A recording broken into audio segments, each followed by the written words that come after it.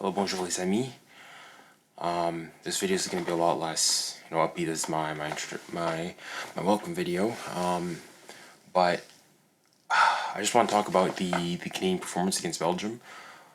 Honestly, so the game just finished. Obviously, disappointing result, 1-0 loss. But honestly, I think Gab Marcardi from ESPN says quite often. He says, the result is disappointing, but the performance is great. And I think this cannot apply more so than in this situation. Honestly, every single one of those boys out there, every single one of those boys repping the Canadian jersey can be so proud of themselves. Every single one of them can walk off that pitch with their head held so high, atmospherically high. The performance that those boys put out there was stratospheric, phenomenal, absolutely phenomenal. I'm not gonna lie, I talk a big game, obviously. I'm a passionate supporter. I love the teams I support and whatnot. But if I'm to be honest with you guys, I was a bit nervous. I didn't know what Canada was gonna do. I didn't know. I've never seen Canada play big, truly big European competition. They're the best team I've seen Canada play. It was Mexico in CONCACAF, or the US, or the biggest teams Canada play. So to be fair to you, I didn't really know how they do. Obviously, Canada played Uruguay in in friendly, and they lost 2-0.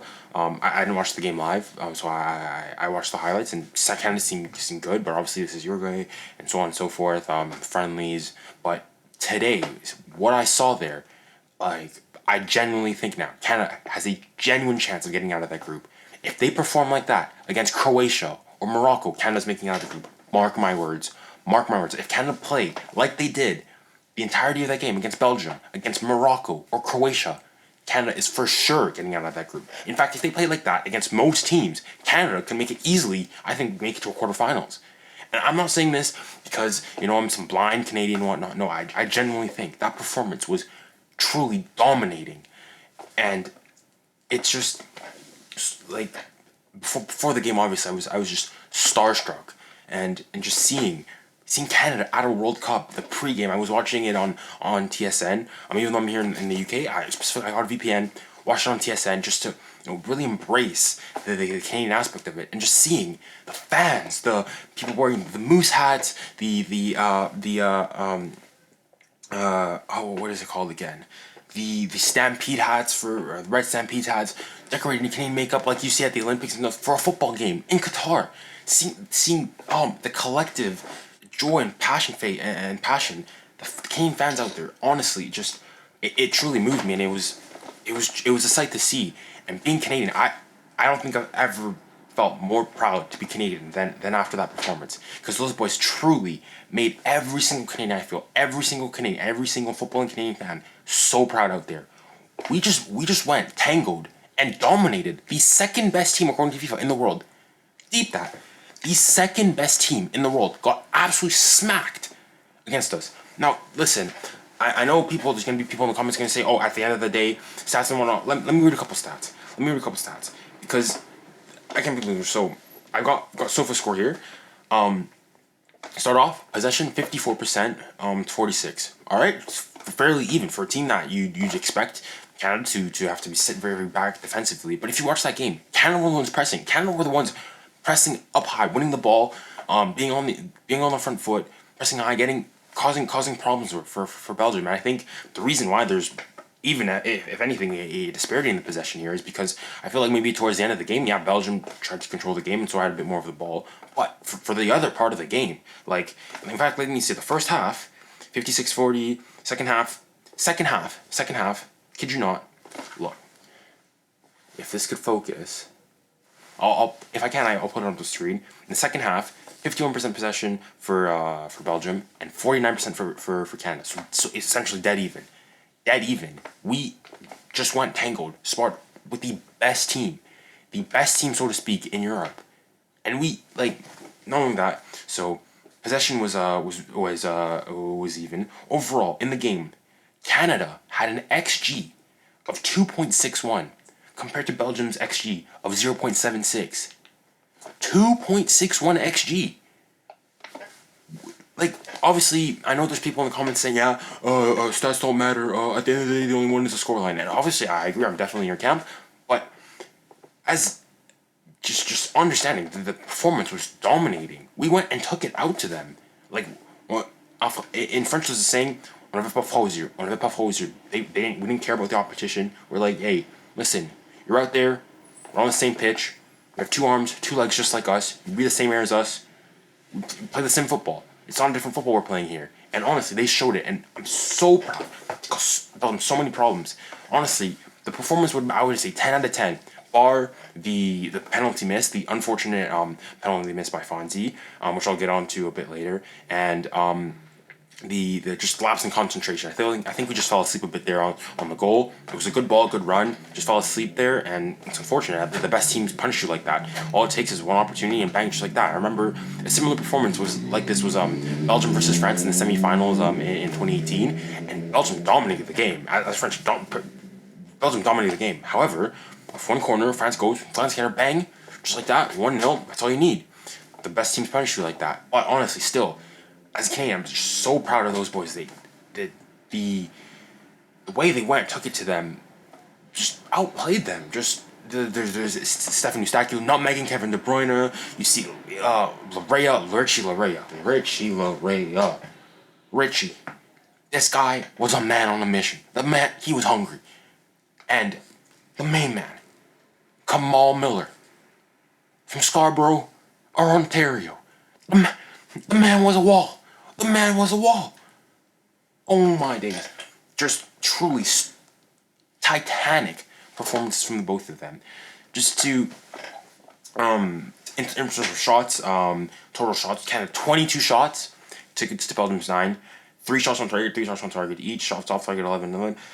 Corners, 4 corners each. It's like a big chances, according to SofaScore, 3 chances for Canada. Versus Belgium's 1. Big chances missed 3. Shots inside the box 18. 18 shots inside the box. Shots outside of the box 4. So it's not like, Canada was just smacking ones from 30 yards out. These were good, decent opportunities, and a lot of them were blocked and so on. But Canada was creating opportunities, which is obviously the good thing in all this. And yeah, I mean, in terms of passing, in total, Belgium had 519 passes. Canada had 430. Not a big disparity there. That's a tight game there. It's. I want to get onto Fonzie's penalty. I was watching the halftime show with the TSN pundits there, and they were saying that how was Fonzie the right person to take the penalty? They were talking about, I think honestly, especially nowadays, I feel like we overanalyze penalties too much. I think they say Jonathan David has scored 9 out of 12 penalties for Lille. Alfonso's never taken a penalty in his career, so on and so forth.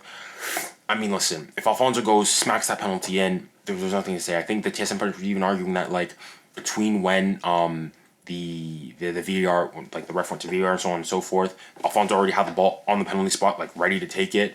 There's a minute between that, and they're arguing that no, you have to keep the ball in your hands. I think you're just overanalyzing it, because if Fonzie slots that penalty in, we're saying he's cool, ice in his veins, the Iceman and everything. We're saying this guy has got ice in his veins and everything.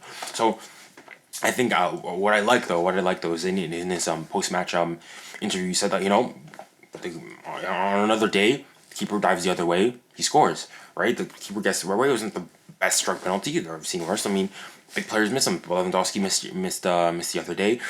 It's it's a part of the game, but he continued. He didn't let that maybe a bit right afterwards, a bit shooken up, but afterwards responded well, ran, caused problems. Was lethal, caused us problems, and it's just I honestly right now I just want to speak to every single Canadian. Just be so proud of that performance right there, because that was truly gargantuan, titanic in every single sense of the way. And I just really hope that we can continue like this, because I genuinely feel now that Canada can go ahead and do something in this World Cup. And just once again, I just feel so proud right now, singing that national anthem before the game and seeing how those boys fought out there, was truly just truly amazing. I know there's going to be people talking about, the refereeing decisions. I'm okay with it. I think obviously got the penalty in the first half. I think there were potentially two other ones. I think the one on was the Tejan after the ball comes off. I don't understand. Maybe there's a new rule in the game. Last time I checked, if the opponent opposition player plays a ball back to you and you take the ball, you can't be offside.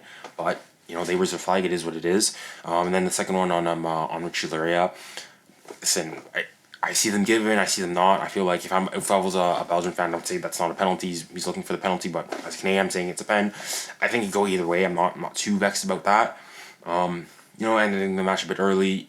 It's little things. It's not the end all be all, but overall, just satisfied with the performance, and we go again on, I believe, Sunday against Croatia. And if we put out a performance like that, honestly, I can go in there. I think we can take 3 points out of that game, and if we get the 3 points there, we're swimming. I mean, I think it's important to remember, if I recall correctly, in 2010, Spain lost their first game. Yeah, went on to win the World Cup. Now, I'm not saying that Canada's going to go on to win the entire thing, but I think that Canada genuinely have a genuine opportunity here to go and to do something magical at this World Cup. And yeah, I'm just so proud of the boys. Did us all well.